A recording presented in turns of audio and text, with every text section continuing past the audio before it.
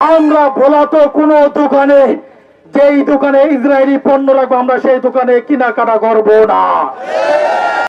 Doctor Yunus সাহেবকে বলবো, আপনি একজন বিশ্ব স্বীকৃত জাতীয় নেতা, আপনাকে বলবো আপনি আমাদেরকে ফিলিস্তিনে যাওয়ার অনুমতি দিয়ে দেন, ব্যবস্থা করে দেন। বাংলাদেশ থেকে কোটি কোটি যুবকরা ফিলিস্তিনে যাওয়ার জন্য প্রস্তুত রয়েছে,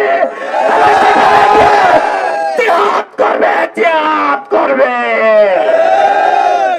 গতকালকে দেখলাম কুকুর মানুষের দেহ খাচ্ছে। ফিলিস্তিন বিশ্বের মানচিত্র থেকে শেষ হবে না ইনশাআল্লাহ। বাংলাদেশ ইন্নাল হামদুলিল্লাহ। সমাবেত উপস্থিতি, এখন সংক্ষিপ্ত বক্তব্য প্রদান করবেন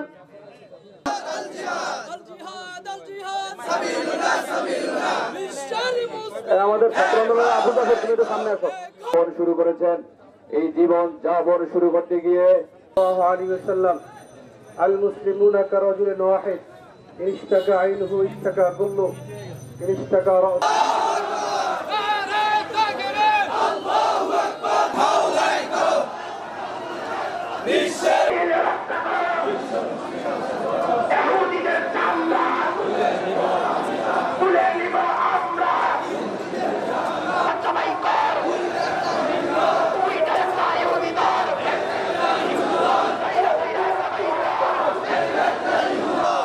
গাজা উপত্যকাকে বিশ্বের মানচিত্র থেকে মুছে ফেললো মুসলমানদের হৃদয়ে আকরাম বক্তব্য রাখছেন মাওলানা ওয়া শফিআনা ওয়া হাবিবানা ওয়া মাওলানা মুহাম্মদ সাল্লাল্লাহু আলাইহি। আলহামদুলিল্লাহ, বিক্ষুব্ধ তাহুরি জনতা জাতীয় উলামা আল্লাহকে বলে দেব, আজকে আরব লীগ, আজকে ওআইসি, আজকে জাতিসংঘ মনে হয় যেন মুসলিম নিধন সঙ্গে পরিণত হয়েছে।